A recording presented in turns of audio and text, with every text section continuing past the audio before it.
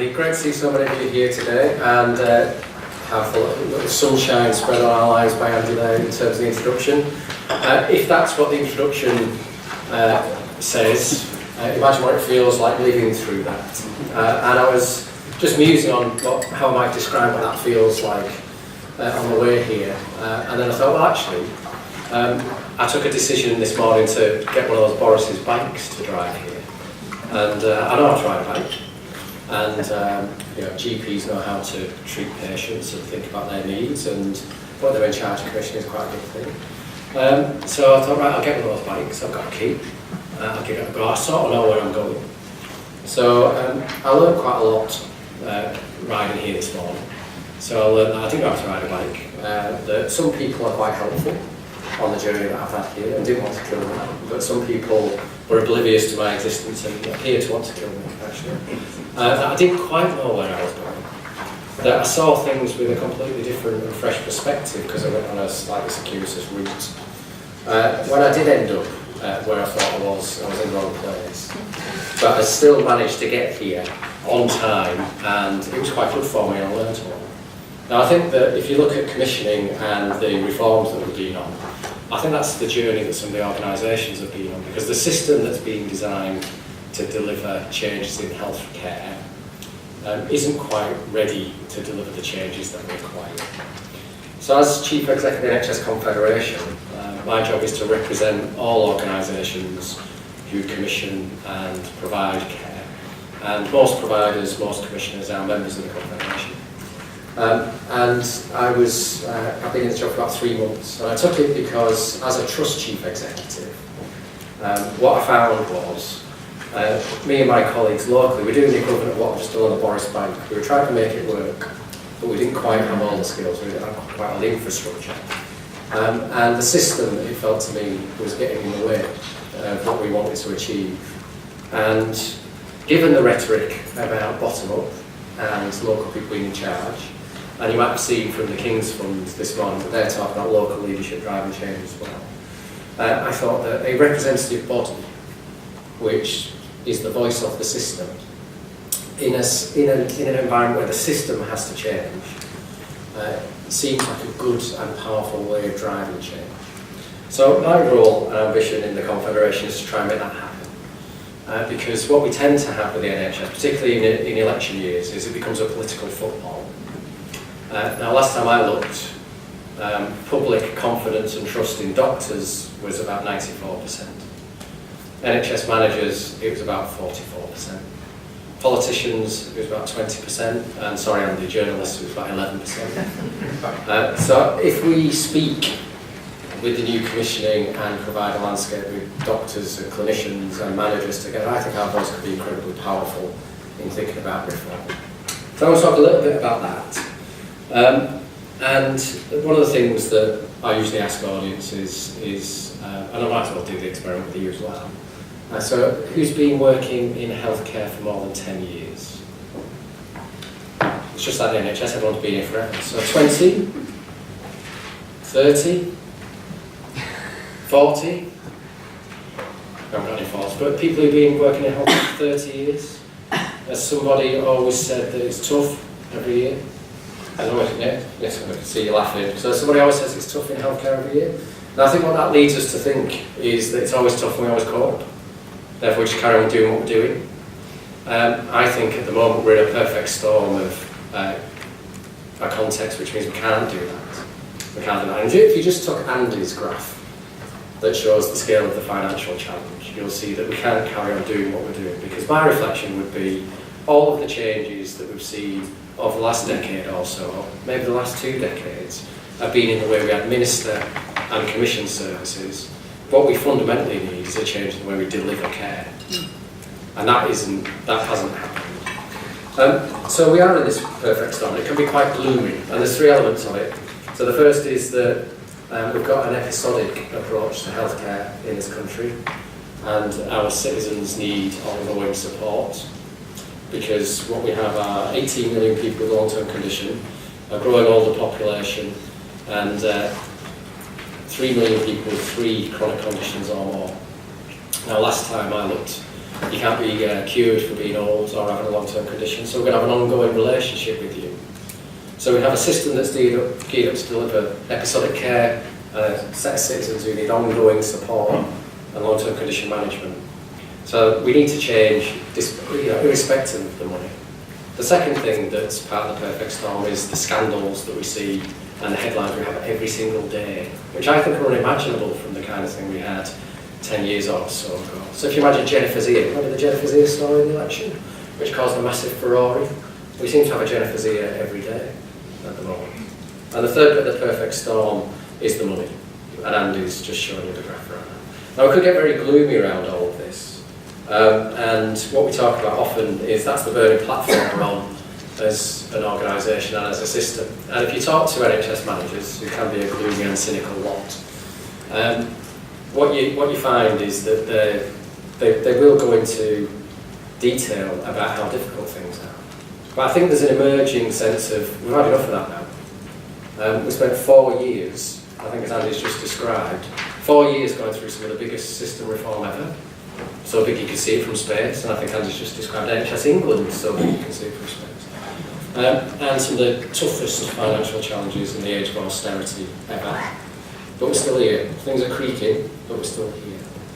And I think that should give us some confidence. So what we're beginning to see as NHS managers and leaders is a sense of, can we have a burning ambition, please, of where we want to actually get to? I'm absolutely sick and tired of talking about this burning platform role.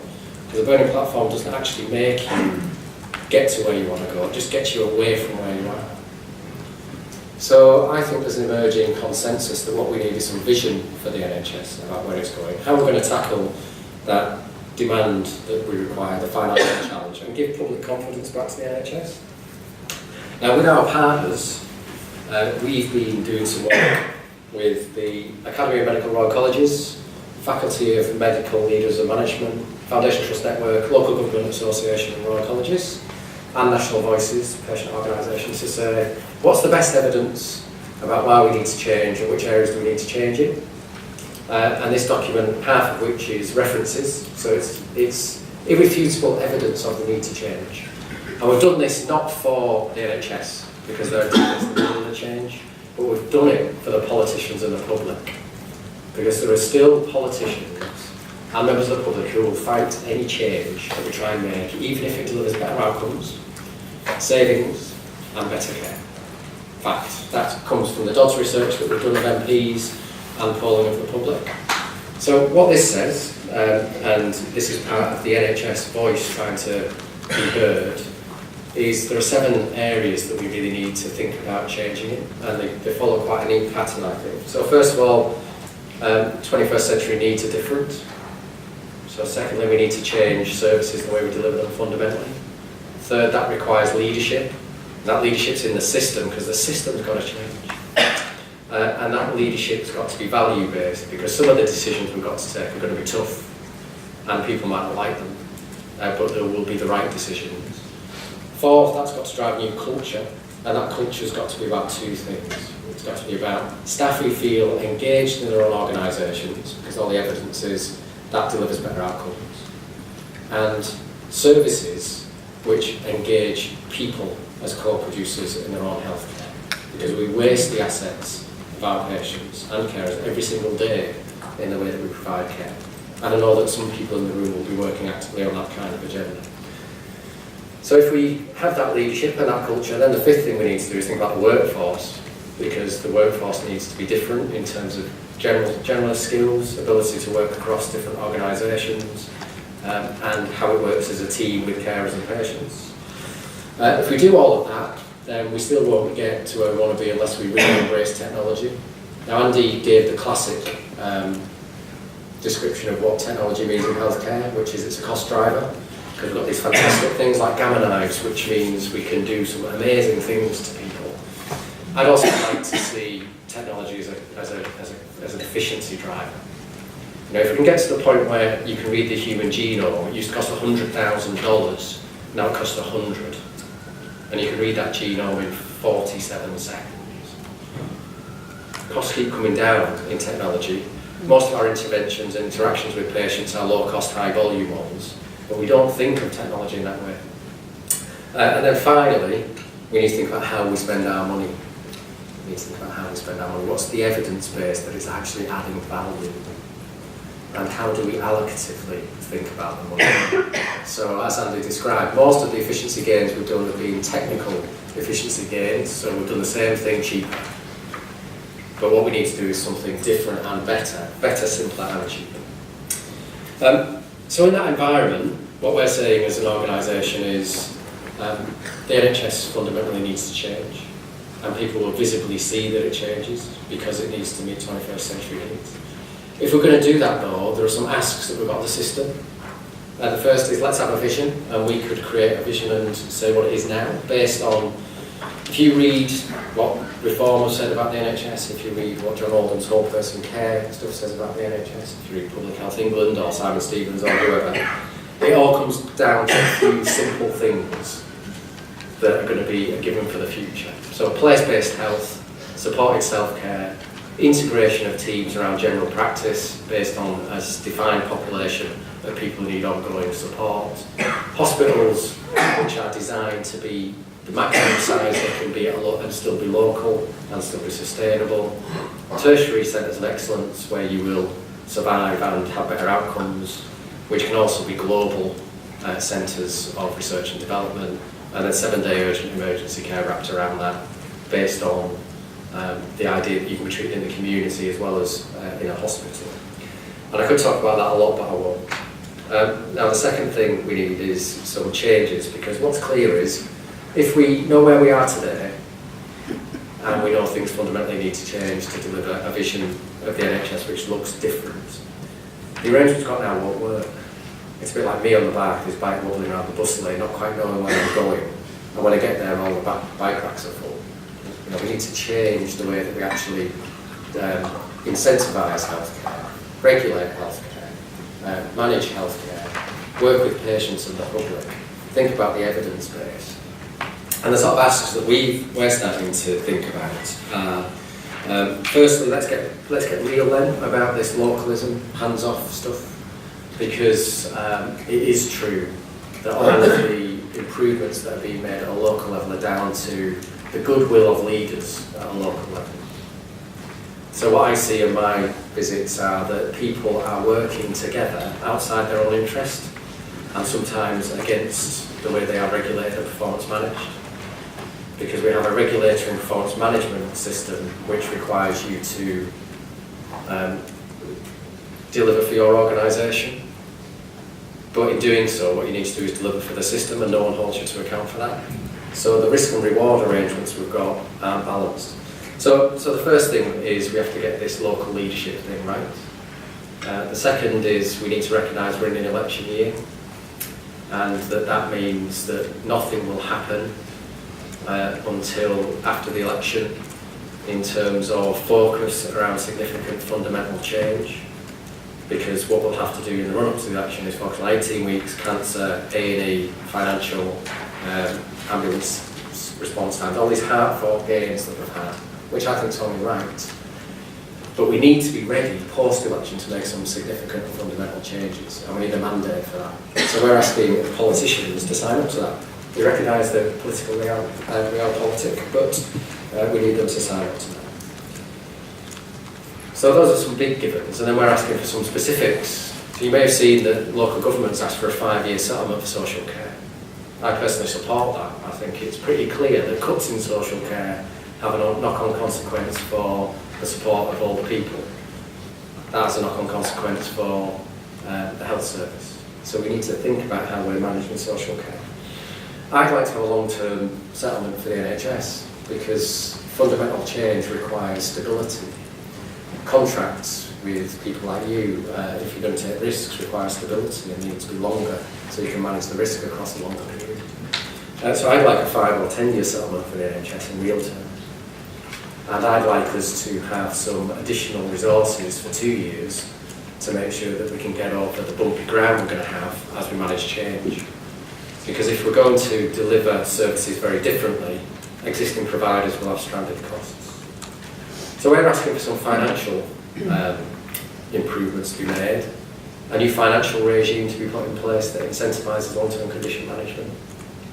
We're also asking for parity of esteem for mental health, and to make that real, because if you are unwell, then your mental health's affected. And if you're mentally unwell, you're much more likely to have a long-term condition or die prematurely. Now, we've got this artificial barrier between mental and physical health, and I'd like to see that end. Commissioning, I think, where one of the big asks for us is to say that we seem to have got into a narrative nationally, you may have seen this, that everything is resolved through the provider and the regulator. So if there's a quality issue, CQC will sort it out. If there's an issue about sustainable organisations, then monitor and all the TDA and the providers will sort it out. Actually, commissioning, and having Simon Stevens, the International Round Commissioner as head of NHS England, is a good thing. Commissioning is all about transformation. Commissioning is all about allocative efficiency. Commissioning is all about evidence. It's all about the effectiveness of treatments. It's all about clinical leadership, about engagement with patients. I think what we'll see in the next year or two is commissioning come back into play in a major way. And I'd really like to see that done in a way which is joined up. I'll leave it to you to muse on the fact that the Lansley reforms took commissioning and split it up. And then Jeremy Hunt talks about bringing commissioners back together. But what is essential for me is that if you're thinking about commissioning primary care, you need to do that at the same time as community services, mental health, social care, hospital care, and at the moment those are split. And I think NHS England are making moves to bring them back together, which I think is a really good thing. So for you in the room, I think working with commissioners as well as providers is going to be essential over the next few years, because they're the ones with the money and they're the ones who are going to be driving change. And what we want to do as an organisation through NHS Clinical Commissioners is give people the best chance of succeeding in doing that, because they'll have a longer settlement, they'll be able to do longer contracts, they'll be able to work with a variety of providers and partners. And it'd be really good, one of the things we want to do is to set the tone around how the NHS works with the third sector and the private sector. The private sector is part of the social fabric. Last time I looked, it employs people, it delivers services, and the NHS doesn't have a monopoly on values. So having an environment where business between the NHS, medtech, pharma companies, for the benefit of patients and for the benefit of the economy is a good thing, is something that I want us to see. So fundamentally what we're trying to do is say that we know we're in a difficult context, we know we're on this burning platform. Actually we should have a burning ambition for the NHS. To do that requires some asks, and some of those will need to come in to play immediately after the election. For you, what you'll have to navigate, I think, is a bit of a difficult and interesting time, but I would say build your relationships locally as well as nationally. I would say lobby as much as you can around the changes that are required, and recognise the environment that you're going to be in is going to be focused on two things. Defined populations who require ongoing care, children, people with multiple long-term conditions, and older people, and evidence-based, effective technology and treatments which will drive change.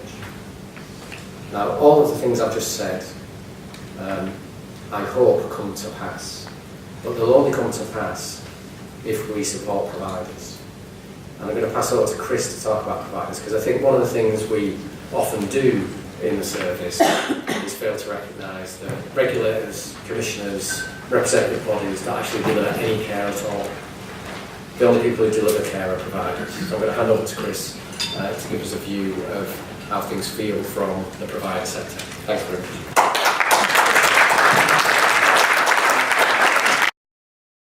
Okay, ladies and gentlemen, welcome back. Hope you enjoyed a brief break. Our next constellation of stars on a panel have come to a discussion about what's been happening in London, what's going to happen in London, and what that's going to tell us about broader health economies. You will already know all of these people, but because the chair has to do this, it's my pleasure to introduce Sir Robert Naylor of UCLH. is Dame Ruth Carnall, currently the Mayor's Advisor on Health, formerly the Chief Executive of NHS London. Nick Samuels, currently the Director of Communications for the Foundation Trust Network and previously Director of Communications for Imperial and a variety of other organisations in London. And Dr. Clare Gerada, former President of the Royal College of Chair of the Royal College of GPs, currently the Principal Lead for the Hurley Group of Practices and also advising NHS England on primary care reform. So I've asked each of our speakers to just give you their thoughts about the changes that we've seen in the London health economy, shamelessly being London-centric here, as that's where we are, and the capital tends to inform politicians and their thoughts about health and health reform, perhaps to a significant degree, because it's on the Westminster doorstep. And also, I think, to add in some thoughts about how the health economies around a major conurbation are going to change over the next few years, with the impact of the reforms and the impact of financial stringency that we've been talking about, and particularly give us a few thoughts on actually what that's going to mean for you in the pharmaceutical and medtech industry. So, Claire, if I could ask you to go first. Are you going to time? I'm going to time Ruth. Thank you very much, and thanks for inviting me. So, London, an extraordinary place to be a GP. General practice is troubled at the moment, and I'm sure many of you pick that up on your travels, or if you read the Daily Mail, or worse still, the Evening Standard, you will also pick up how troubled we are. Nevertheless, we're on track to have probably one of the largest transformation of primary care that we've seen since 1948, and also a transformation that will disrupt the way we work in the sense of how the Health and Social Care Act did, but a transformation that will go with a direction of travel that makes sense and deliver care to patients that they want. So more accessible care, more care on the day, only one call, click or contact, better continuity of care, better use of e-health, and what we call more proactive care, so keeping people healthy for longer. NHS England London has just published a set of standards for pre-consultation, and those standards actually lay out what we think should be delivered by general practitioners and their practices. Now, we haven't dictated a model of care. We haven't said this is how you should work. But of course, if we're delivering a set of standards that include 24-hour access, not 24 hours, 7-day-a-week access to general practice and many others, it will force GPs to work differently. And where it may impact on you, I would say in the next 5 years, when we fast forward, that there won't be such a thing as a single practice entity. Practices will be working much more in networks, much more in federations, whatever you want to call them. But legal constructs where care is delivered across populations, with practices sharing resources, sharing staff, and actually starting to organise themselves around natural populations with community services embedded within there. There's a lot to unpick in that, a lot of ifs and buts, etc., etc. But it's already happening in London. It's already happening in North West London, South East London, outer South East London, in all sorts of areas, Tower Hamlets. And what you will find is, rather than having to knock on every single practice door or contact every single practitioner, you will have a much more formal structure, a much more organised structure, rather like if you went in to try and find somebody at UCLH, you would talk to Robert Naylor's office, etc., etc. You wouldn't knock on every single ward. So I'll leave it at that, because that's probably 3 minutes, but if you are engaged with general practitioners at the moment, if you've got any contact with GPs at the moment, be kind to them. They are in a desperate state at the moment. Be kind to them, love them, support them, tell them how hard they're working, and tell them what is fundamentally the truth. That is that GPs keep the NHS safe, value for money, and accessible. Thank you. That's wonderful. Thank you very much. 3 minutes almost. Sorry. 3 minutes almost a second. Nick. Yes, hot news. The Royal College of General Practitioners is renaming itself the Royal Society for the Protection of General Practitioners. London, as Claire said, is an extraordinary place, and one of the things I think you notice is the London you experience as a Londoner, its vibrancy, its diversity, the many opportunities, is slightly different to the London you experience as a patient. The choice, the pace, the opportunity just seems somewhat dulled, and the NHS seems to be somewhat behind where London is. And to a certain extent, we can look at the past with rose-tinted glasses. It has been ever thus. We always think it was better than it was. And the NHS has been slow to change, has always been slow to change, but does change. And it changes at different paces in the way that London does. If you look at certain boroughs, you'll see very little difference between them today as there were 30 years ago. And the same, to a certain degree, unfortunately, with certain parts of the NHS in London. If you look at other parts of London, this is a city that put the Olympics up in 4 years. It's the same city that's created academic health science centres in even less time, in significant parts of it. It's a city that's brought in Crossrail in 5 years and has transformed certainly the acute sector estate in London in a similar time frame. So there are different places going on, and I think the trick is to match the experience and expectations we have on the personal side as individual Londoners with how we see and use our health services, and to try to marry the two more closely. Nick, that's fine then. Thank you very much. Hi, 3 minutes. I'm going to just, 3 major points really. What's the problem we're trying to solve? What are the barriers to solving it? And are there any sources of optimism around us that we could latch onto? So the first thing to say is London health services have been reviewed since 1892, and there's been 11 major reviews since then. Broadly, all of them have said the same. So what that says is we're not tackling the basic problems, yet we're having a lot of goes at it. It must be very difficult to do. Key issue across the whole of London is diversity. Fantastic in some aspects, it gives us this wonderful city, terrible in others. So the best sitting next to the worst. London is the childhood obesity capital of the world. Grotesque health inequalities across the city. Gross maldistribution of resources. The best, in some cases in the world, are sitting right next to the worst.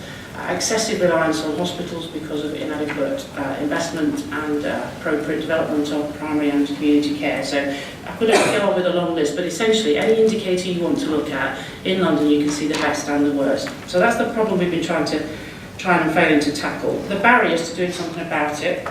First of all, anything you do in London, massively high political profile. You end up on the front page of not just local newspapers, but national ones as well. You have number 10 interested rather than just your local MP. That makes everybody actually quite cautious about what they want to do. Fragmented leadership after the reforms. One statistic, there used to be 7 commissioning organisations in London, there's now 74. And it's meant to cost half as much. Fragmented leadership in provision as well. There's only one model in town, that's the Foundation Trust model. It's very rigid. Actually, what we need to do is to develop some different sorts of provider models. You need clinical leaders to deliver change. For most of them, it's an absolutely brutal experience of doing so, being humiliated on public platforms routinely and not supported when they come to try and make decisions. And the process of consultation and engagement and trying to deliver any change is a complete nightmare of bureaucracy that's been built up over almost since 1892 actually, or so it seems when you're trying to plough your way through it. Sources of optimism. Fantastic local clinical leaders in every hospital in London, in every community, in GPs, in hospitals, everywhere. Fantastic clinical leadership, not just doctors, nurses and others as well. Increased emphasis on transparency, post-mid staff, horrible experience for all of us, but actually everybody now focused on putting information about quality firmly into the public domain. Wider recognition of the need for change, some of Bruce Keir's work, 7-day working, I think that will help. Some evidence of improvement, so things like stroke care in London, other changes as well, seeing that people can actually make change. The development of networks, and in particular, the academic health sciences centres in London and their ability to drive improvement as a result of their excellence out into communities and beyond. She would say this, wouldn't she? But the Mayor's role, I do think he can coordinate, I do think he can champion, I do think he can challenge. I think the profile of that role can be used to good effect. And last but not least, the fact that we haven't got any money is a good source of impetus really for change. You haven't got any money, you've got to do something different. We have to do something different about the way in which we use what's now £15 billion worth of resources in London. So some sources of optimism. Thank you very much. And last but by no means least, Sir Robert. Thanks, Andy. Like the others, London is a London's a fantastic city. I get the privilege to travel pretty widely and explore healthcare systems elsewhere in the world, and I personally think that London stands up to anywhere in the world, and in some respects, which I might refer to in a moment, I think it's ahead of other major capitals. So what is happening in London? Well, not a lot on the surface, but when you scratch the surface, there's a huge amount going on underneath. Claire's already mentioned what's the revolution, perhaps, that's beginning to happen in primary care, and in my view has been needed for a long time, but also a revolution in hospital services is needed. Just to exemplify the difference between the importance of London, to build on what Ruth just said, when I decided to come, this is my 30th year as a chief exec, so I did 15 years in Birmingham, and I'm nearly 15 years in London, in two big teaching hospitals. I went to see my friend Simon Stevens, who was Tony Blair's advisor at the time, to ask his advice about whether I should go to UCLH, and he pondered for a moment. He looked at me and said, "You know, Robert, if you screw up in Birmingham, you might get a phone call from number 10. But if you screw up at UCLH, we'll bloody well send the car round for you." And I'd only been there 6 months, tried to take over Great Ormond Street Hospital, that Ruth might remember, and the car dutifully came round for me, and I was told to just quiet it down. You've only been here 6 months. Well, 15 years later, I still haven't acquired Great Ormond Street Hospital. But it'll come. It'll come. So much of London remains the same, has remained the same in principle, as it was in 1948. GPs, not all GPs, but many GPs, a very high proportion of single-handed or small practice GPs, still act like independent contractors, and as Clare has already indicated, that has to change. Hospitals are moving towards foundation trust status, but only about half of the hospitals in London have actually achieved it yet. The last count, I counted up potentially 42 foundation trusts in London, and I said on a number of public platforms that in due course there's only space probably for about a dozen trusts. So that means a lot of rationalisation, because the smaller trusts, particularly those who haven't made foundation trust status for 10 years, how are they going to make it in the next 10 years with the economic situation as we see it? So there has to be some degree of rationalisation, and politicians are running away from that, have run away from that for a long time and continue to do so. But beneath the surface, a lot has changed. Certainly there's been massive demographic changes in London, population ageing, care of the elderly, which used to block our hospitals with hundreds of elderly people with nowhere to go, and really no longer there just because they're old. The turnover of hospitals now is fierce, it's rapid, we no longer count length of stay in terms of days, we count it in terms of hours, and we want to know why patients haven't gone home at 10 o'clock in the morning because the next patient's waiting in the corridor to take the bed for their day surgery. So the pace of change in hospitals has changed dramatically. The number of patients coming to us, take my trust for example, we have a relatively new hospital at UCH. It was designed for 65,000 attendances in A&E per year. This year we're going to top 130,000. So there's been a massive increase in the number of patients coming in our direction. And the NHS to some extent is a victim of its own success because it is such a good system. And building on I think what Chris and Rob said earlier on, if you look at the comparisons across the world, the NHS in the UK is rated second only to Holland, and certainly well above most of the other European healthcare systems in terms of the overall parameters. We come top in some things like efficiency and effectiveness, we come low in terms of fragmentation. So patients find it really tough to find their way around, and that's why everyone's talking about integration. Claire's already referred to that, but there are many different definitions of what integration is. My own definition is the collaboration between primary, community, secondary and tertiary care in a sort of integrated, accountable care organisation. Again, that's referred to in the previous session. But who's going to lead these changes? I can't see GPs individually leading them, although there are some great leaders like Clare and others around London. I can't see the GPs themselves. I think if anyone's going to create accountable care organisations, it may well be the new CCGs. But I think hospitals are going to have play a major part in that, because we have the if you like, the capacity and capability in terms of management expertise and resources, access to capital, to enable the changes that need to be made. Personally, I don't think at the moment that politicians have the stomach for the changes that are needed. We are heading for a cliff edge. Some will argue that we're already there. About a third of the hospitals in the NHS are currently in deficit. That will increase to about half of the hospitals by the end of this financial year. My money would be on the politicians having to put some more money into the health service because the public will demand it. I suspect some more money will have to come in before the election, and then there's going to have to be a major rethink after that. So notwithstanding all these problems, particularly in London, the NHS remains hugely, hugely popular. Patient satisfaction. Most of your companies will give their right arm to have the satisfaction that we get from our customers. Staff satisfaction surveys are extraordinarily high. Morale and motivation of staff, I speak more about my own trust, we measure it in intense detail, it's extremely high. My job is all about reputation and motivation.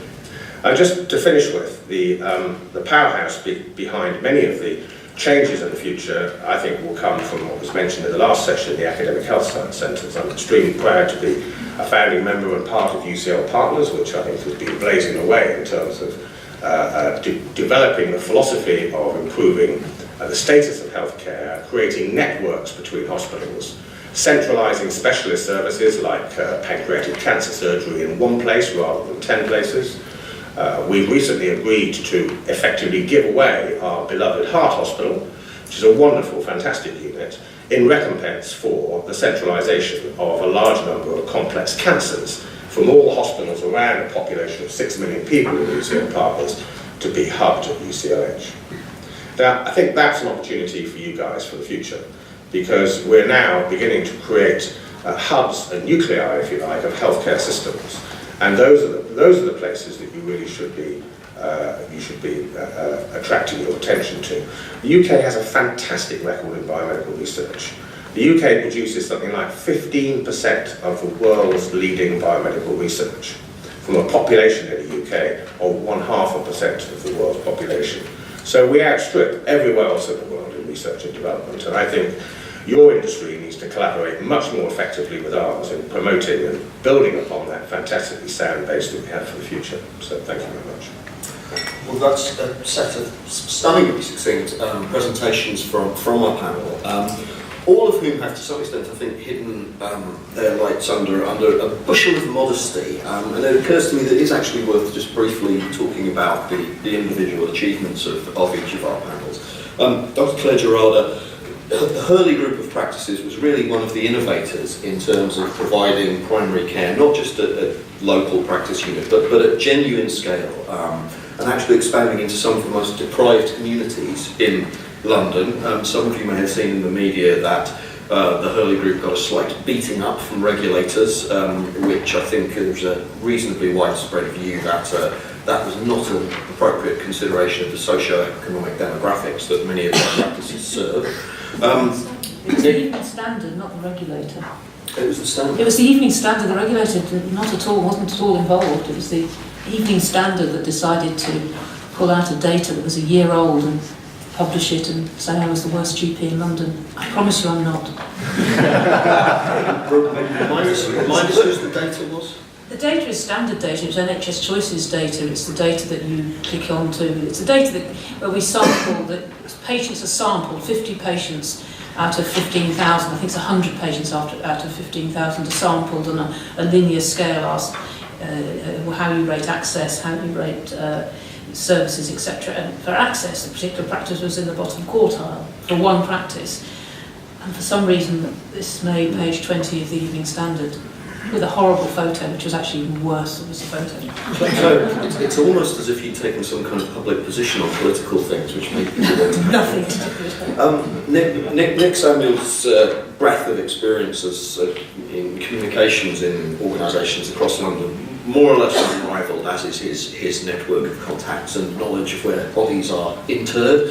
Dame Ruth Carnall oversaw the crucial centralisation of hyperacute stroke services across London, a massive battle which took several years and was perhaps not always given the level of political support it might have been, and has resulted in empirical, highly measurable improvements in the quality of care for the population of London.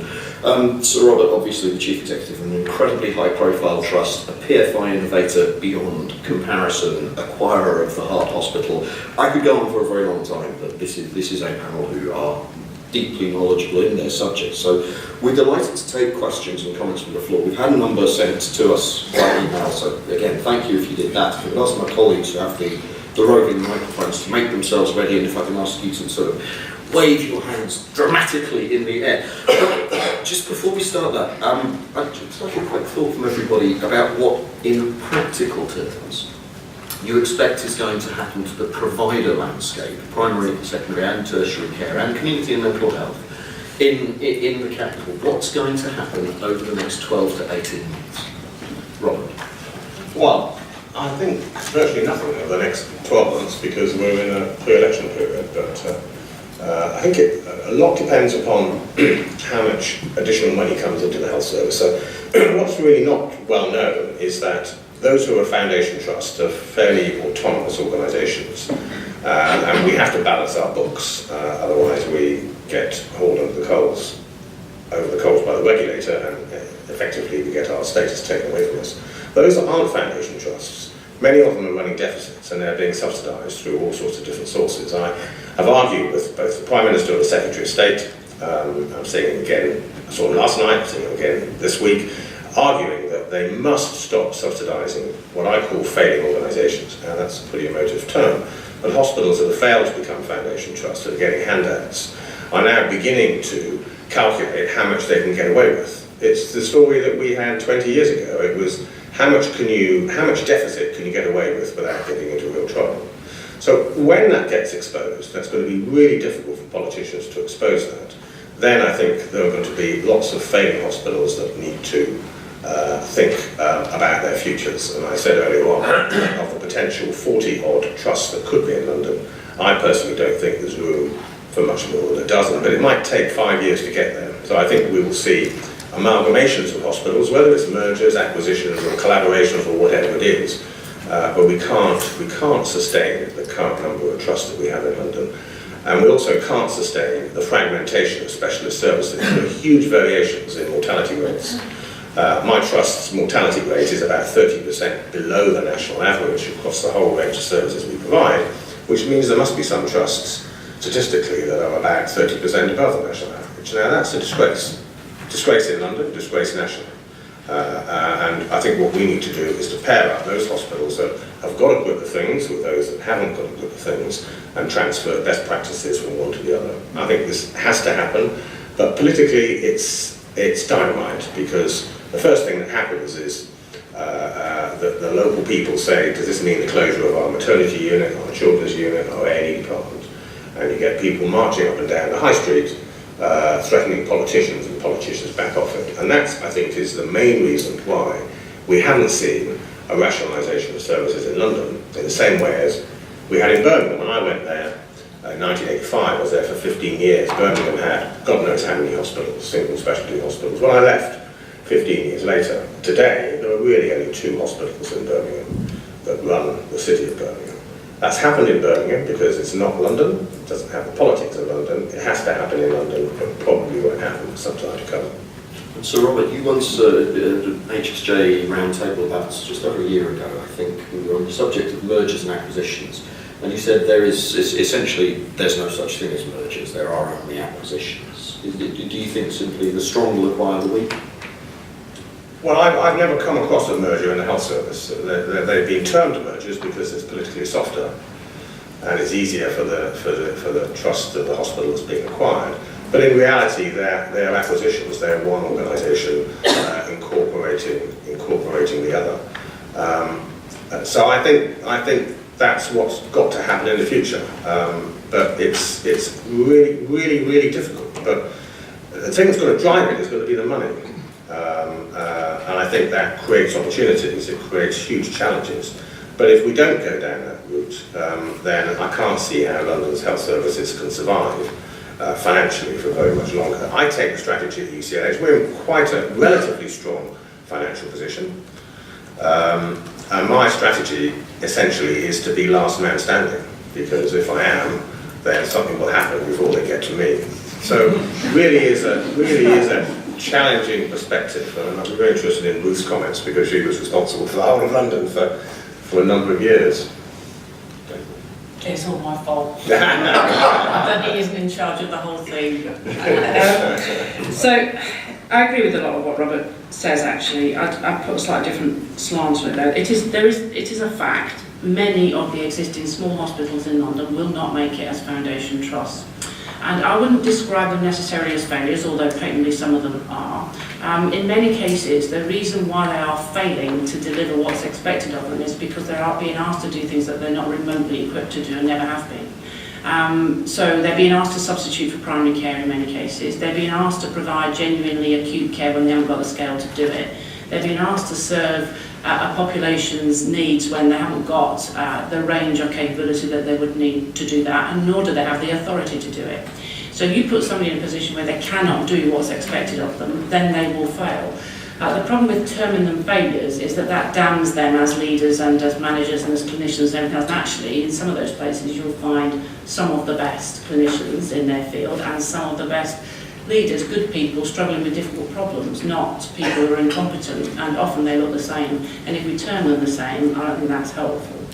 But to the extent that I agree with Robert that many of the existing trusts in London will not become foundation trusts, and therefore an alternative will have to be found. It won't be found in the next 12 to 18 months. Because, as Robert said, lead up to the election, you try and change the colour of the paint on the front door of any of our well-loved hospitals and you'll be in trouble, especially in London.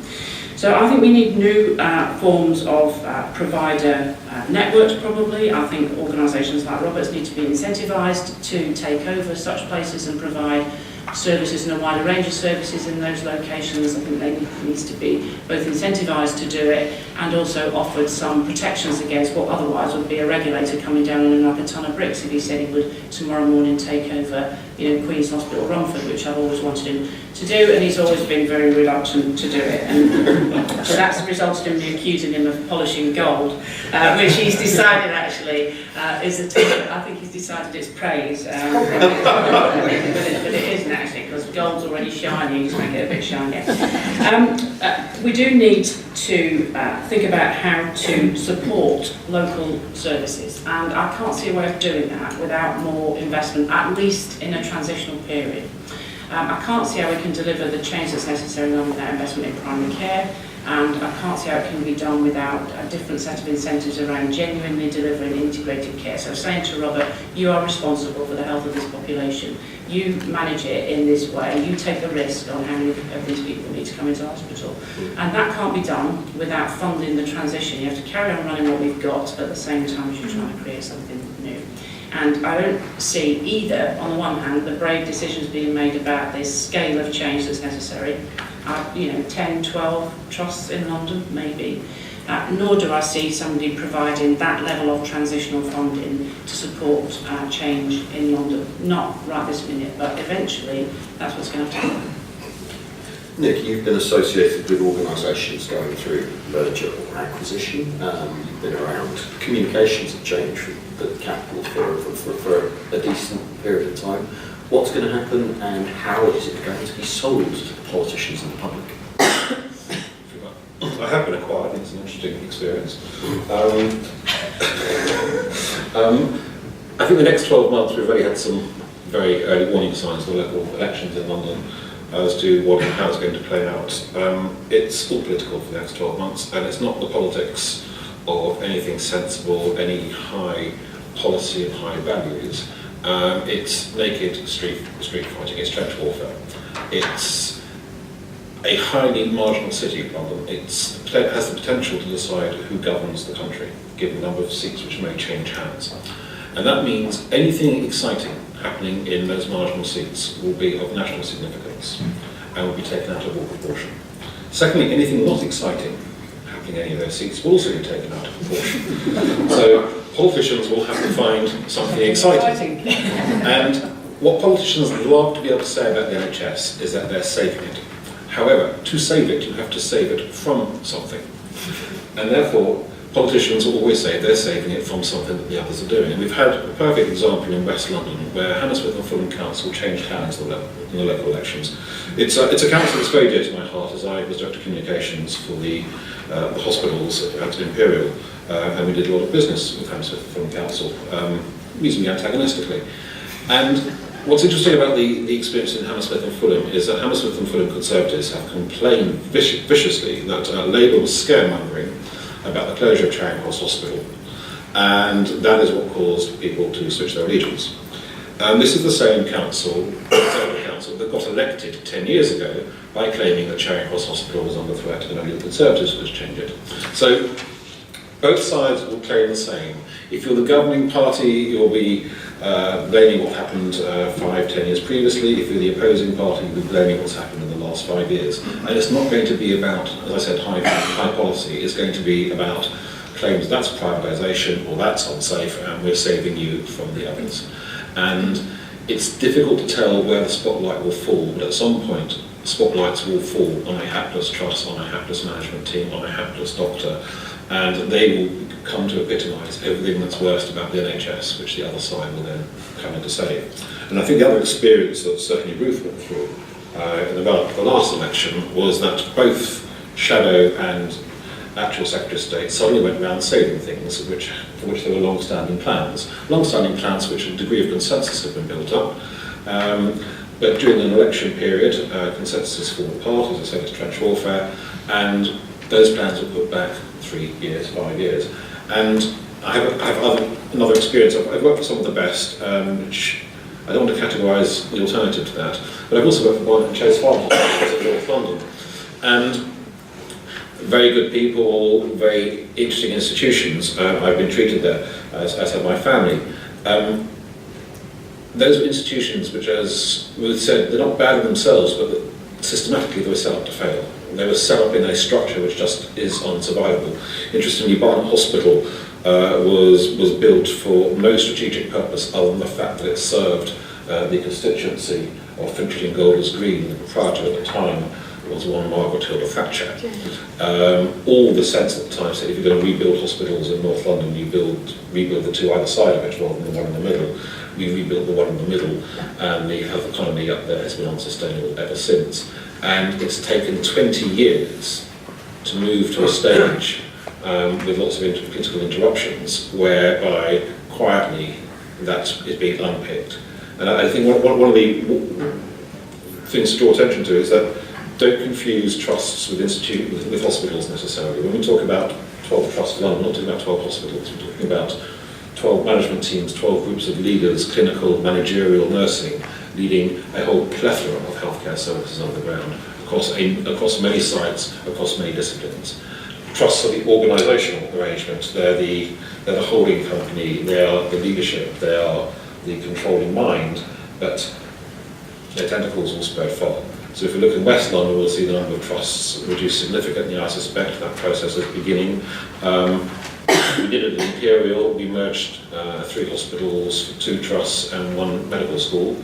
We still have 3 hospitals, but we only have 1 trust. And I guess the real trick over the next 12 to 18 months is not to look at what you can't do because of the politics, but what can you do in spite of the politics. And there's a huge amount of innovation, of excitement that can happen under the surface. There's a huge amount that you can be getting on with, and don't just look to the end and think, oh no, there's a general election coming, we won't do anything just in case we risk walking the apple cart. Get on and identify what you can do, what people won't notice, which will make a fundamental difference, or at least prepare you for the free fall that is potentially going to happen afterwards. Thank you. I worked in Chase Farm as well. It's a wonderful place.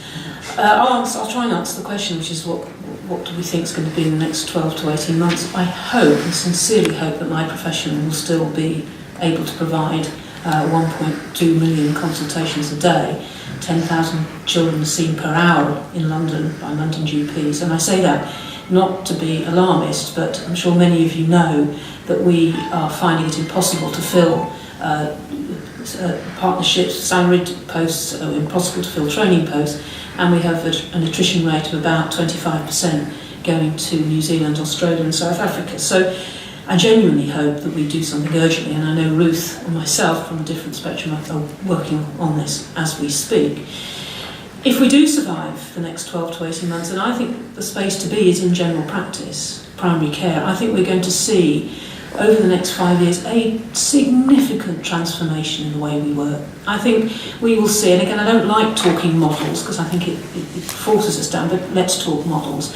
In order to deliver the standards, practices will have to work in populations, natural populations of say 50 to 100,000. But within that, as Robert's been saying, organisations that are maybe up to 1 million, where you start to deliver as a provider organisation services at scale to populations, but at smaller scale depending on what the services are, so health visiting, end-of-life care, etc., etc. But I think we're going to start to see these sort of bodies, these sort of provider organisations develop from the ground up, and they are already being developed. There are slight complications that we're seeing already, which politicians love to meddle, and what they do is they create difficulties. So we're seeing the non-geographical, the ability for any of you now to register with any GP in the country is actually going to complicate matters, because how on earth do you provide care to a population if you don't know who your population are? And we're also seeing the formation of non-geographical federations, which actually, again, cause serious problems in that how can you start delivering services at scale across a population if your federation is spread across different populations. Now, you may want to ask me that about the Hurley Group, but we try and work with the federation that we're in within the local borough. I think going forward in 5 years' time, looking back, we'll find it extraordinary that we don't have district nurse or nursing teams with omnicompetent skill. So at the moment a patient might have 5 different nurses, and think how precious nurses are, going in to see them, the heart failure nurse, the district nurse, the practice nurse, the diabetes nurse, and then the generic nurse from the hospital just to check that they're sorting it. That is no longer going to be sustainable, and I think we're going to see far more integration. Is a funny word, there's actually 42 definitions, but far more shared working across the transitions from home to hospitals, across the transitions from hospital to home. Far more cross-working, far more hospital doctors moving out of the confines and working with us in general practice to deliver care, and equally us working in hospitals to deliver care.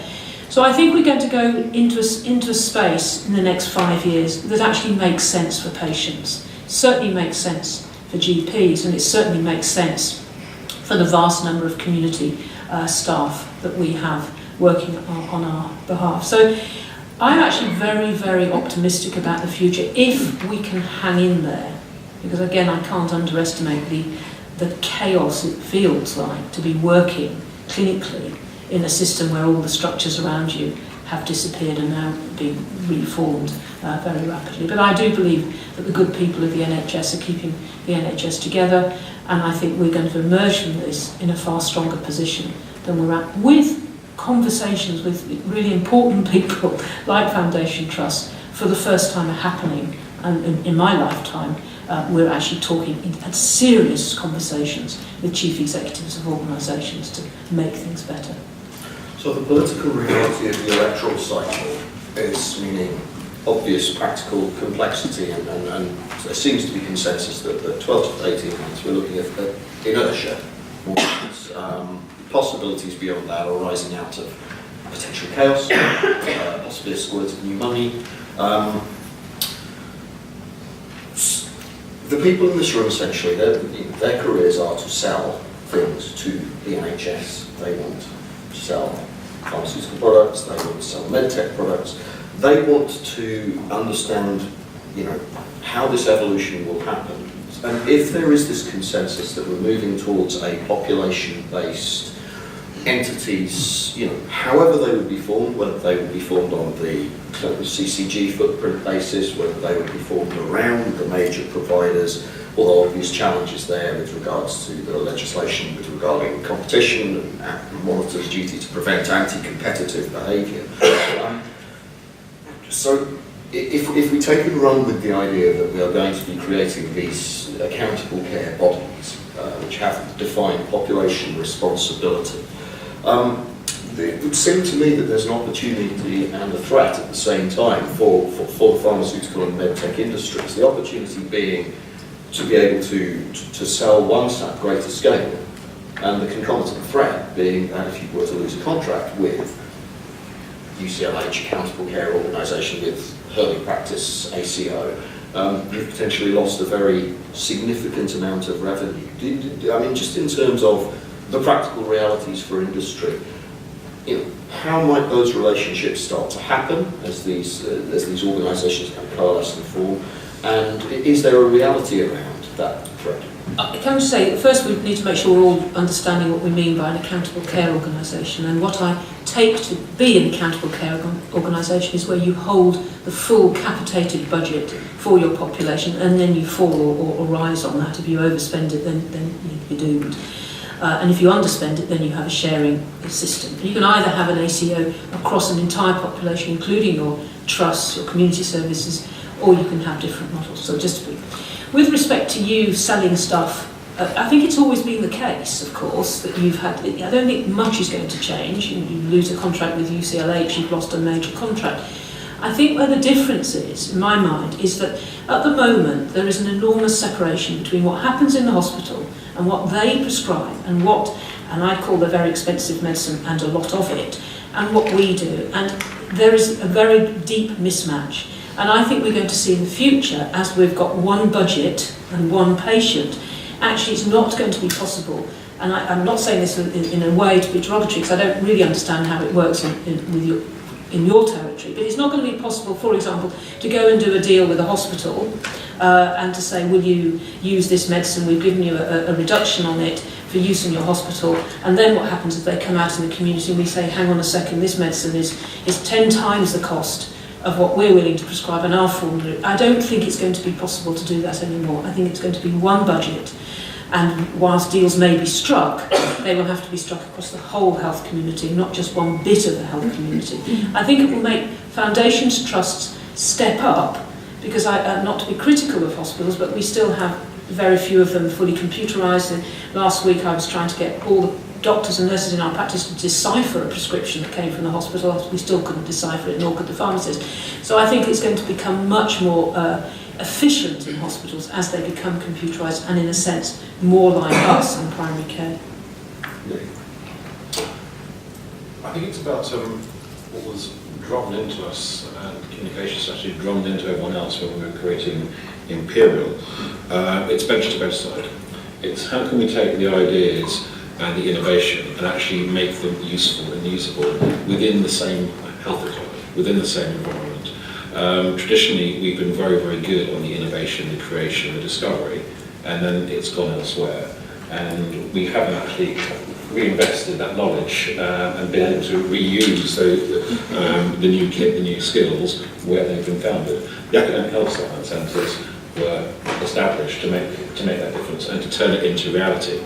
And making a difference at the bedside, be that the bedside in your home or in a hospital, is crucial. It's where it counts. It takes it from being an idea, as we have at the moment, where we have the capability to do very, very, very, very specialised cancer care, to do bespoke cancer care, a bespoke drug for a particular patient. We are well ahead in terms of our capability versus our infrastructure to deliver that. And I think creating infrastructure and the controlling mind, which sees the bench to bedside, which sees the level of creativity, is essential. And the difference you can make is identifying what are the opportunities that trusts are looking for, what is the difference that they're seeking to make, and how do you align yourselves to that? How can you help them to do that? How can you enhance their reputation? Equally, there are threats of that. I think back to the introduction of primary angioplasty in Naylor, and compare that to the introduction of the stroke and trauma units. Primary angioplasty, if we'd gone out to consultation on it, which we didn't, if we had spent 5 years gathering views and a consensus, which we didn't, we did it overnight, didn't tell anyone, and saved thousands of lives by getting ambulances to drive past the majority of A&Es, by closing cardiac wards, which were then redundant. If we can't understand the difference that we can make through innovation and get tied up in the system, in the politics, that's where it comes to judging court. So we need to recognise that the groundbreaking technology we can use can have fundamental impacts on the way that we organise our health services. The importance of being sneaky. At times. Absolutely. I guess that there's several different levels, isn't there, that you might want to forge appropriate relationships. So at the basic level, you have to sell products into NHS organisations, be they trust, be they primary care centres, and to do that you need to know which clinicians to speak to, of course. I mean, you know your business on that front far better than I would.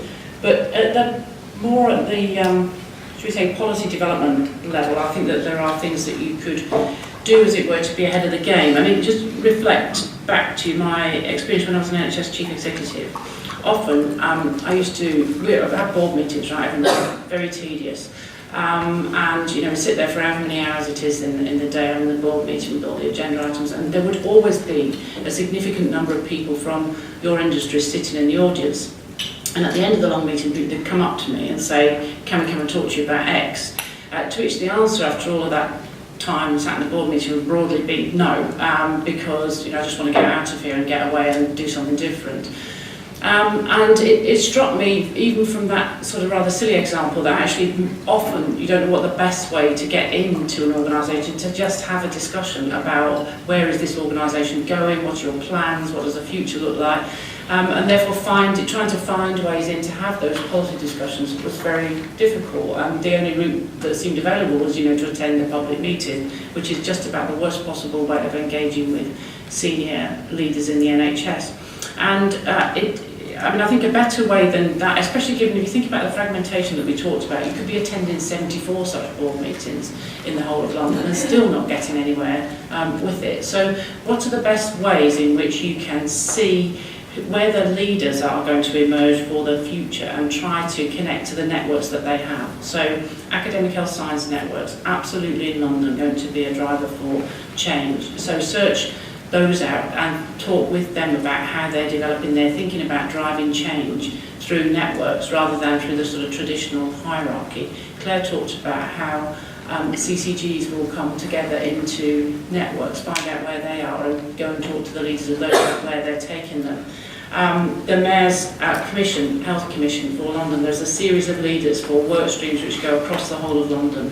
Talk to those people, they'll tell you about where they're taking their ideas. So connect to some of these networks that are emerging, and I think that might in turn give you a step ahead of where everybody is, rather than what I used to observe, which is that you come in at the very, very tail end of. So if you're sitting at a public board meeting and some tedious paper is being rubber stamped, it is far, far, far too late for you to have had any influence on it. So I think it's, given the fragmentation that we've all described in one way or another, try to identify where these networks are emerging and get in with those. And that's not about selling a product, that's about trying to find how the direction of travel is changing and be ahead of that game before it actually turns into some, you know, boring paper being rubber stamped at a board meeting. So, Robert? Well, I guess the answer to the question depends on what you're selling. Are you selling products that have already been developed in competition with other suppliers, or are you selling products that are going to support an R&D agenda? But procurement in the NHS is, I think, very regrettably, number 99 on a list of 100 priorities. So, thanks to Rob and Chris for a pair of very thought-provoking and very complimentary presentations, which I think have outlined the agenda, what it feels like, and maybe given us some very helpful initial thoughts about what the future is going to look like. We've got time now for discussion, questions, answers, comments, observations. So if you would like to ask Rob or Chris a question, please stick your hand up and do so. We've had a number of questions sent in by email also thus far. So thank you if you're one of the people who sent those in. Before we start all of that, Chris, you touched at the end again on finances and the T word, which is tax. Currently, it would seem that all of the main Westminster parties are limbering up to go into the next election, not promising to increase rates of income taxation. Just before I frame this question, hands up if you, on the floor in the room, hands up if you believe that taxes will not increase in the next Parliament. Okay, thank you very much. With that reflection from the floor, what do you think are the challenges to framing a conversation which says, we know you're not necessarily going to like this, dear great British public, but we can either splinter the welfare state as you understand it, or we can pay a bit more tax?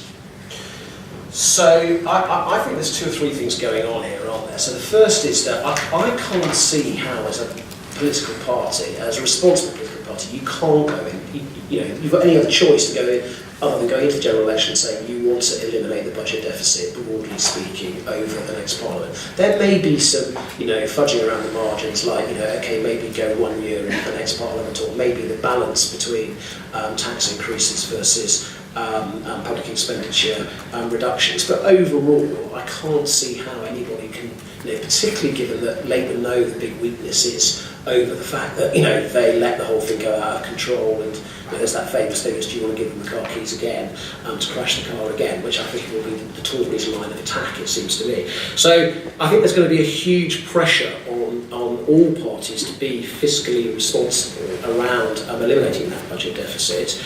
But nobody is going to want to really explore in any detail in the general election quite what the consequences of that are. And certainly if you think about the consequences on the NHS, as we've been talking about, that's a really, really difficult debate for kind of politicians to have.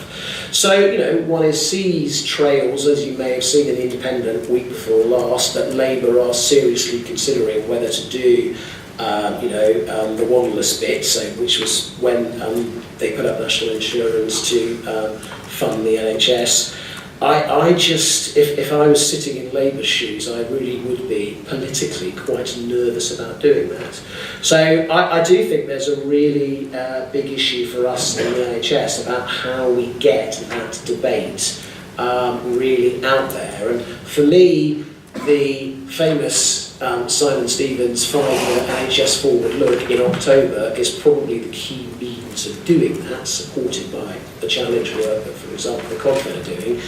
And that's the place where I'm hoping that what that document will very clearly set out, as it will say, if you do this, financially, these are the consequences. If you do this, these are the consequences. And it will very clearly set out what can be delivered at different levels of finances. But my sense is the politicians will probably run quite a long way to try and avoid engaging in that quality of debate. And that's where I think, just to build on that, that's our job then, isn't it? So I think we can't have a conspiracy of silence about the challenges that we face, and we can't have false assurances either.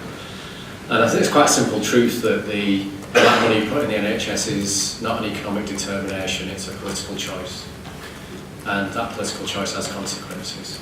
Challenge for us, I think, as a system is, we've got a very efficient healthcare system. If you look at the analysis internationally, it just doesn't deliver the best outcomes because it's not actually doing the right things. And I think we'll get into a debate about how do we eliminate waste from the NHS before you put any more money in, how do we get the reform right so that we're actually focusing on the right stuff. But I think there's a really good opportunity in September for us to have, through the party conferences and into the election, start to get that debate in the front of people's minds. And as Chris said, the politicians will want to do it. But if we don't have the conversation, I think we'll have 2 means of change next year. One will be driven by chaos, and the other will be driven by planning. It's fascinating that many of you might be familiar with Michael Ashcroft, Lord Ashcroft, formerly a big donor to the Conservative Party, and now spending much of that money on running very large polls, opinion polls, and his latest national poll, which was published, the data from which was published yesterday, asked people, what were your 3 top issues for the next general election. When people thought about top issues for the country as a whole, improving the NHS came in at number 2. When they were asked top issues for you and your family, improving the NHS came in at number 1. So it's unlikely not to feature, I suspect, in the political discourse as we head towards a general election.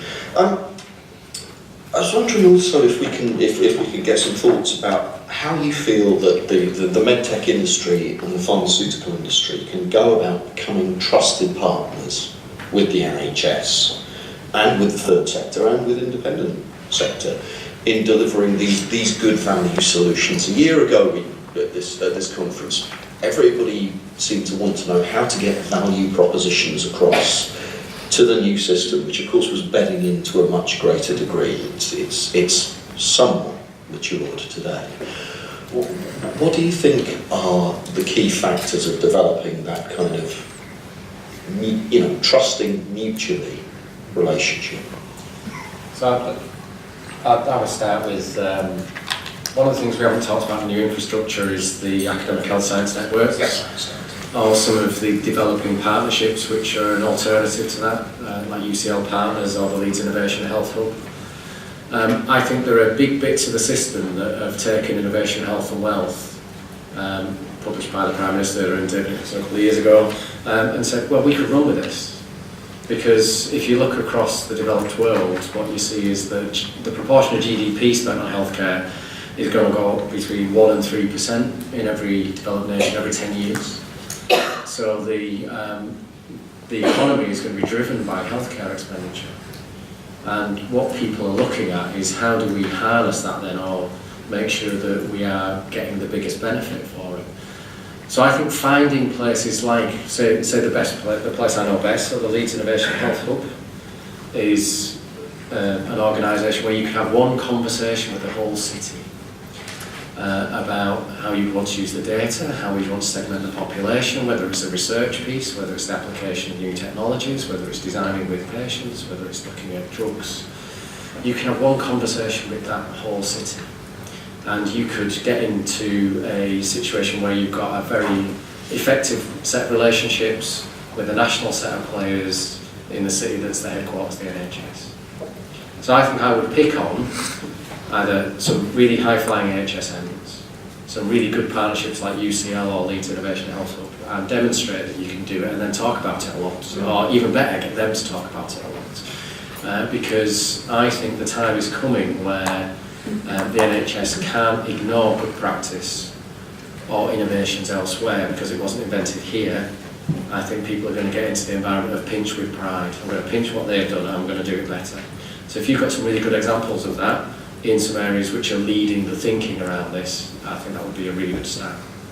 So I would say exactly the same, and I won't repeat what Carl said, but I think I'll ask the question again when you have Sir Robert on the platform, given that he's a key player in UCL Partners, which I think by fairly common acknowledgement is probably leading the HSNs, but that would certainly be where I would start. Yeah, we're lucky to have Robert Naylor and a very distinguished panel joining us next. Now, if anybody's been raising their hands, they've been doing so with a daunting degree of discretion, and you'll never get your bid accepted in an auction. Fantastic. We have a couple of questions in the middle. Well done, and one at the edge. It's all under all.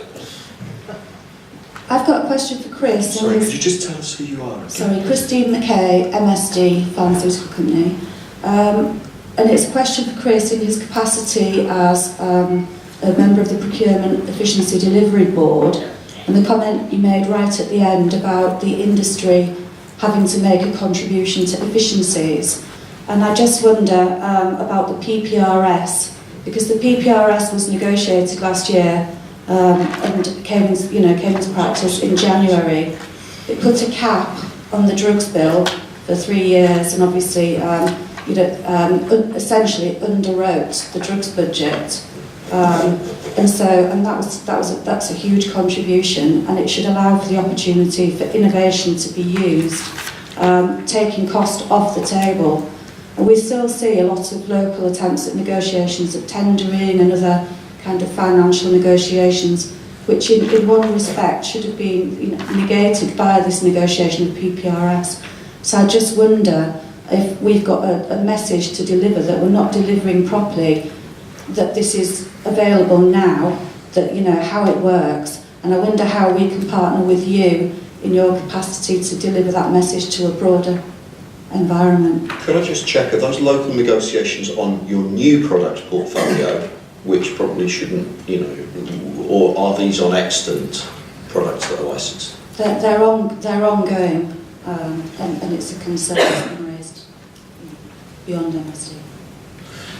So I must admit, coming from the outside, my sense is that the NHS, partly to be fair, because it's such a diffuse system, does have some way to go on this whole issue of procurement, how it's managed effectively, relationship between the centre and the individual foundation, trust and trust. And my observation would be that there is an element of patients having slightly run out of the centre, and therefore the centre trying to drive some things from the centre. So the PPRS negotiation is clearly one. Another would be putting a very specific central target on NHS supply chain in terms of having to realise a certain amount of savings. And my sense is that one of the things that hasn't happened as effectively as it should have done is the stuff that's being done at the centre then being effectively communicated down to individual foundation trusts and trusts, and then a very clear message about how they need to take account of the work that the centre has done. And that's one of the points that we've been making to the department, is the need to really get this efficiently and effectively joined up. So yes, we'd be more than delighted to talk to you about exactly how that task might be more effectively completed. What we're going to do, I think we've got a question again on that table, and another with the gentleman over here. We'll take the two questions together and have uber concise answers so we can get to tea and coffee on time. Okay, I think it's me now. My name's Russell Walker, I've got the Bristol Myers Squibb. Really following on from Christine, one of the issues that we face in multiple organisations, whether that's the NHS or not, is the fact that we have silos. So you touched a little bit earlier about sort of risk and performance. And actually sometimes forgetting what you need to do, your cost savings for your department, actually working across different platforms. And it's going to be, but I think that's something that we need to be looking at more maturely, alongside the 5-year plans, but actually looking at how we can maybe share budgets. And then coming back to the AHSN's bit, which might be worth saving for later. The AHSNs do want to work with us at Bristol Myers Squibb. We're trying very hard to engage, but what we found is quite difficult actually is engaging then for the AHSNs engaging with the NHS, and there's still a lot of scepticism, not just around working with the pharmaceutical industry from some of the NHS stakeholders that we want to work with, but also the AHSNs. I think I found a little bit of confusion, and they found it quite hard as well to work on projects with the NHS themselves, which is quite interesting. I just wanted to put that out there rather than a specific question. Can we take the mic now to the gentleman in the white shirt on that table over there, please? Thank you.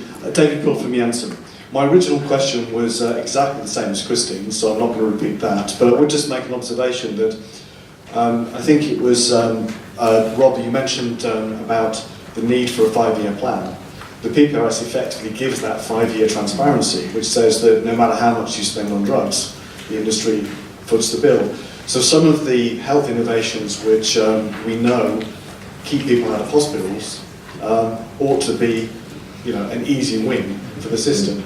But I don't see any real debate in HSJ or any other forum showing that this is, centre of the scheme. It ought to be something which people are celebrating and saying, we can just get on with this bit and then focus on other aspects of procurement, surely, I accept that, but focus on those and the other big challenges the NHS has. That sounds like a nice bid to write me 800 words, and I'm sure we're going to come to value-based pricing as James Raftery, who's one of the UK's leading experts on VBP, is joining us this afternoon. Silos and AHSNs in 1.5 sentences, please. So silos, one of the risk and reward piece has got to be resolved in the next 2 years. So over the period after the election will be the biggest opportunity for change, but will only happen if the risk and reward across systems is managed. That's one of our big asks. And the AHSN piece, I think it'd be really good to do something which described really what it's like working with us. Because I think, as much as people might be fearful of working with you, I think sometimes it's probably a nightmare working with the NHS, particularly with the work that's been over the last few years. So we could describe what a good partnership looked like instead, and how we could be really effective. I think that'd be a nice piece of work to come out of this.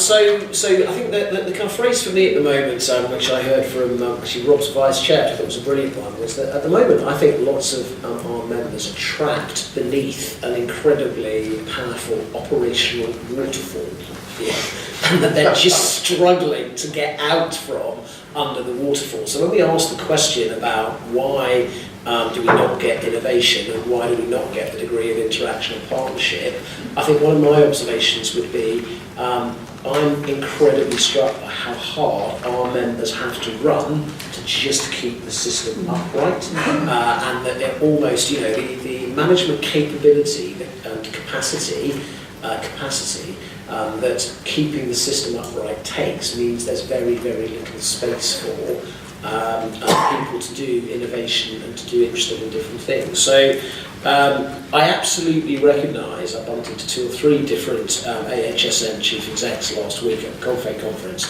and all of them were saying the same thing, which is that they are in some places kind of getting the relationships with the NHS trusts and foundation trusts not always easy.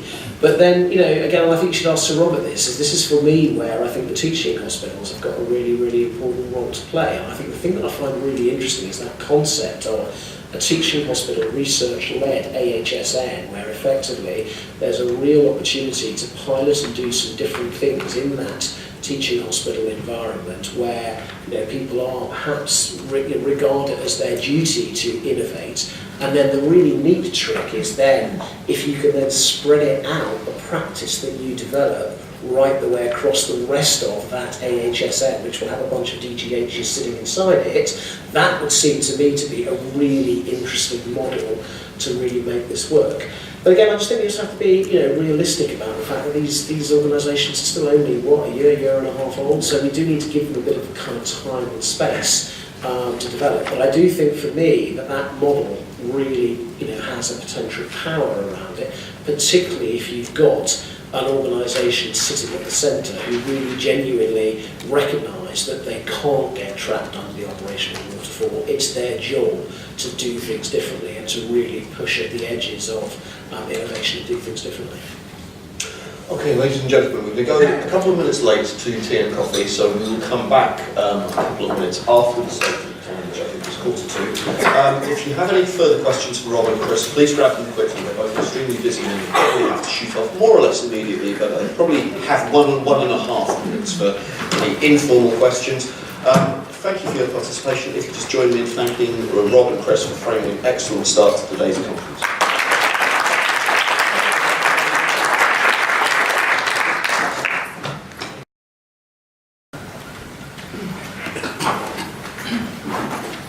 Thank you very much indeed, Rob. Good morning, everybody. My name is Chris Hobson. I'm the Chief Executive of the Foundation Trust Network. And for those of you who don't know who we are, we're effectively a trade association and a membership organisation for the 246 ambulance, acute hospital, community and mental health trusts in England. What I thought I'd do is just, I thought I'd actually start off by, because I was very intrigued by these things. Can you all see the little crest on the front down there? I was rather intrigued as to what nullius in verba means, which effectively is the words on the crest. So, if by any chance you were interested like me, it basically means take nobody's word for it. So basically, I'm not entirely sure whether that's a brilliant motto for this conference. And basically, the current Royal Society website explains the motto thus. It is an expression of the determination of fellows to withstand the domination of authority and to verify all statements by an appeal to facts determined by experiment. So I read that as effectively be evidence-based. So that's what I will attempt to do. So what I'm going to do is I'm just going to very quickly do 3 things. I'll give you our take on the situation report, and effectively it really very much echoes what Rob and Andy have said, but I think just a slightly different lens view, as it were. And then secondly, give you a bit of crystal ball gazing about what I think might happen next. and then perhaps draw 2 or 3 lessons for what I think that means for you guys in what you're kind of currently doing. So the NHS is remarkably resilient. I think we should never forget that. And when we kind of draw a kind of picture of where we think we currently are, I think it is easy to flip to being overly pessimistic. But there is no doubt that this is probably one of the most challenging environments we have been in for a long time. And I don't know about you, but there's a very, very well-known phenomenon in corporate life of organisations running harder and harder in the existing broken model and finding that it gets worse and worse and worse.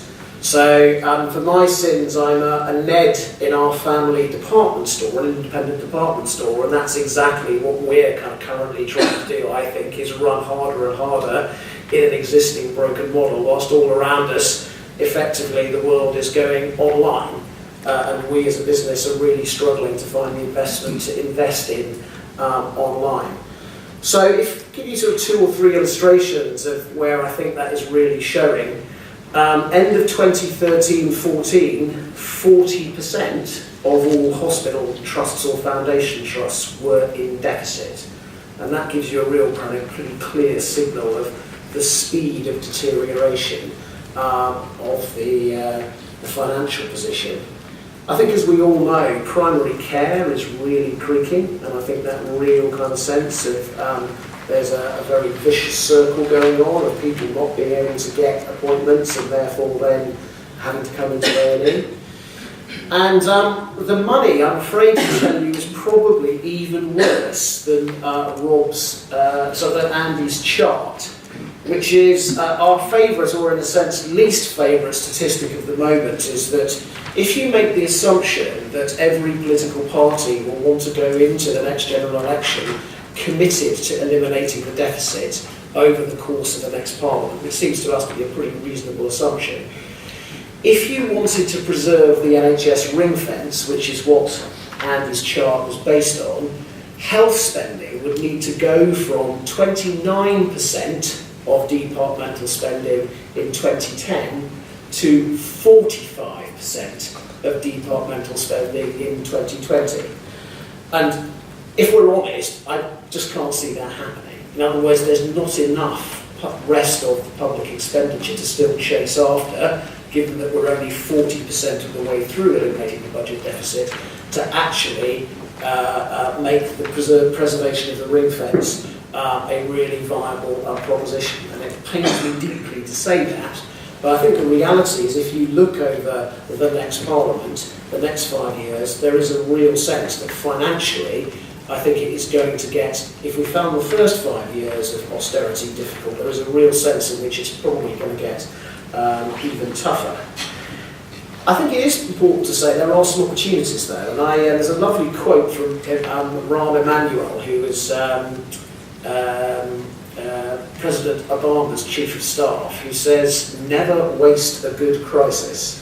And there is a real kind of sense, I think, that as the King's Fund, I thought, illustrated this absolutely brilliantly, is as the opportunity to realise the traditional set of NHS savings in terms of sort of salami slicing, or in terms of trying to eke out savings in the existing model, as that has now dried up, or is beginning to almost completely dried up, there is a real sense that actually the only way we're going to get through a real kind of 5 years, another 5 years of really difficult finances, is effectively to do something very different.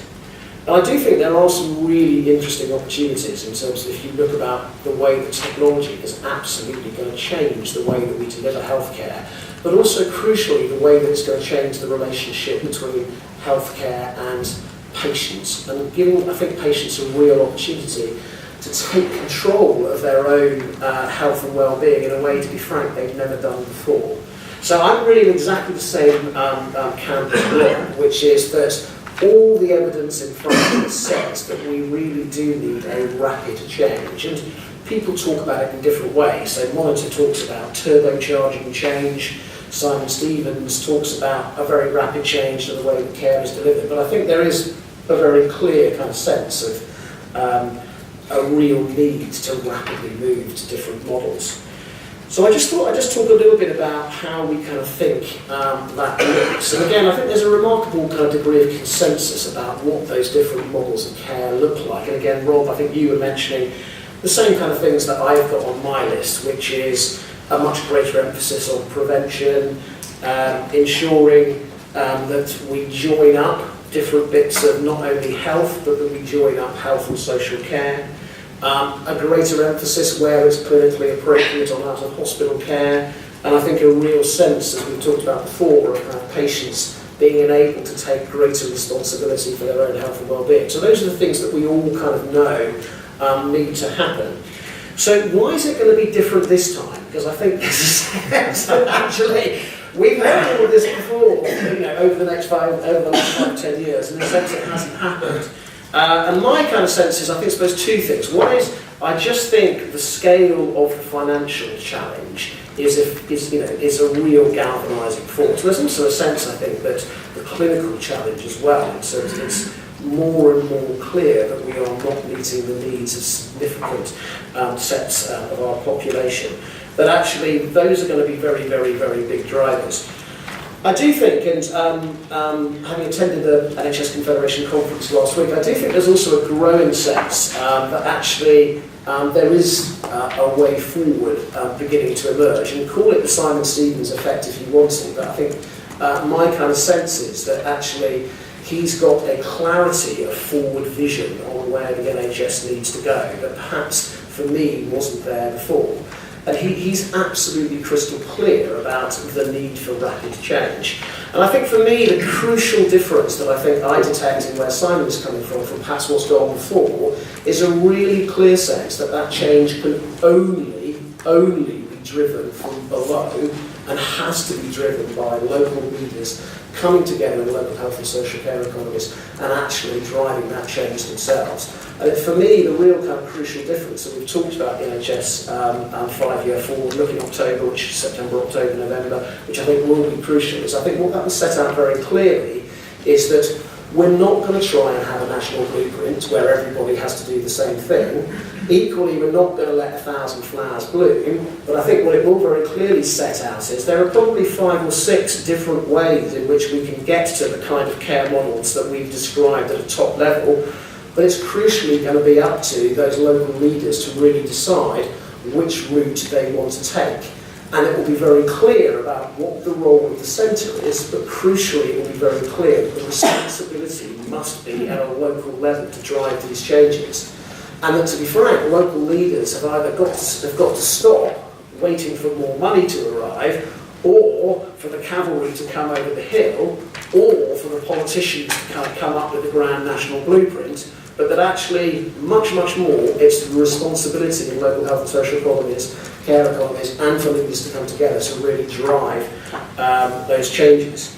And if you share that view, then I think then the next obvious question to ask is, well, okay, what kind of changes do we think are required? So I think what will happen is that in that NHS forward view, we will get a greater degree of clarity on what that way forward looks like in terms of what are the kind of care models that we would be expecting and hoping local health and social care economies to move towards. So just give you 2 or 3 examples from our members.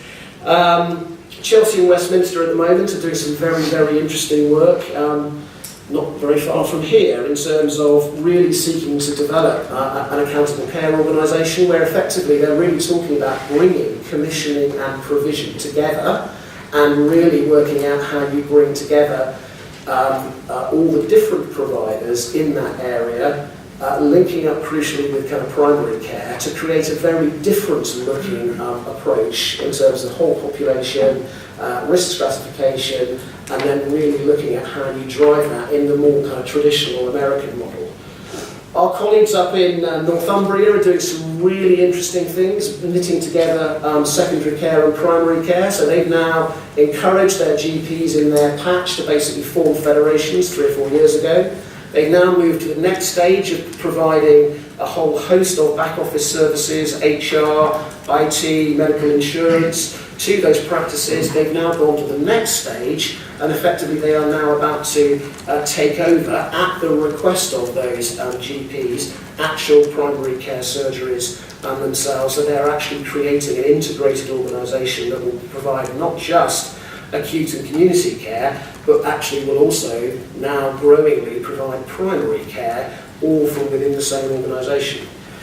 Our colleagues in Yeovil, a very interesting small rural district general hospital, have absolutely recognised that they can no longer stand alone, and they're creating a really interesting model where effectively they are all coming together. They're going to maintain their individual organisational sovereignty, but they're actually also at the same time creating a completely aligned approach right the way across primary care, community care, mental health, third sector. Somerset District Council provides social care, and effectively creating for the first time an integrated pathway that will actually look at holistic needs of all of the people, all of the patients of those different organisations. And as they say, just a very simple bit of bringing together all of the individual data for each of those patients split across 6 different sets of organisations and aggregating them together has given them an incredibly rich and valuable resource to identify exactly what the holistic needs of those patients are. So I think what you'll see is much kind of greater moves towards all of the things I've been talking about, but crucially it won't be done in a uniform way, it will be done in a number of different ways. And one of the results of that will be a greater degree of variation inside the NHS than we have currently got. And my personal view is that I think that's good, because it's not as if local health and social care needs are uniform across the country. And my argument is we need as much heterogeneity, difference in the way that we try and meet those healthcare needs as you've got in the needs themselves. It's very clear that technology is going to play an increasing part of this part in this process, and just that simple attempt to bring together all those different data sources just says to you very quickly and very clearly, it's extraordinary that there isn't a single customer record that sits right the way across all of those different elements of primary care, secondary care, social care, mental health, etc. I think there's also a question about how the system completely reorients itself. By that I mean the central system, our friends at Monitor TDA department, who've currently seen themselves, I think up to now, as very much the regulators and the overseers of the system. Virtually all of the, if I can call it this, distributed delivery systems in which I've worked, the centre has also seen that its job is to enable, support and facilitate local leaders to do what they need to do. And I think one of the things that we're really looking for in the new system is a very big change, where the centre realises that part of its role is to really support and enable local leaders to drive the change that I've been talking about. And it's not just about regulating or telling the system what it should be doing, it's actually about enabling and supporting local leaders to build the required change capability. And clearly we will need to solve the money. And I think the way that we're thinking about the money at the moment is there's a very short-term issue in terms of 2015-16 looks really very difficult financially for the NHS, partly because of the Better Care Fund that Andy was talking about. As Rob was right, Rob's absolutely right, we need to work out how we create a transition fund, because we need to invest in these changes going forward. But also, given how difficult the finances in the next Parliament are going to be, I think it's really important that we do have that honest debate about what can be achieved over the next 5 years, given different levels of funding, and that then genuinely it is up to the politicians to decide where they want to set the level of funding. Partly, we would hope, in some form of national debate with all of us who have to pay taxes or national insurance. So, I think our kind of sense is that there is a growing path forward. It's going to be complicated, it's going to be difficult, it's going to be incredibly challenging, but there is a sense, I think, a growing sense that actually we are beginning to get a degree of clarity that we absolutely need. So finally, just 3 thoughts for what all of that might mean for you. I think the first is that I certainly find, if you talk to our chief executives, one has just walked in at the back of the room, there's a real kind of sense that actually their lives are incredibly busy, and there is a huge amount going on just to try and keep the system upright, But actually, they've also now got this task of driving some really kind of complex change. So my observation would be that when I listen to our chief executives talking about what works really effectively in terms of interacting with your industry, it's when people from your end have really thought through and understood what position our chief executives are in and how you can very quickly frame a win-win proposition that absolutely enables a chief executive and organisation to deliver what it needs to deliver.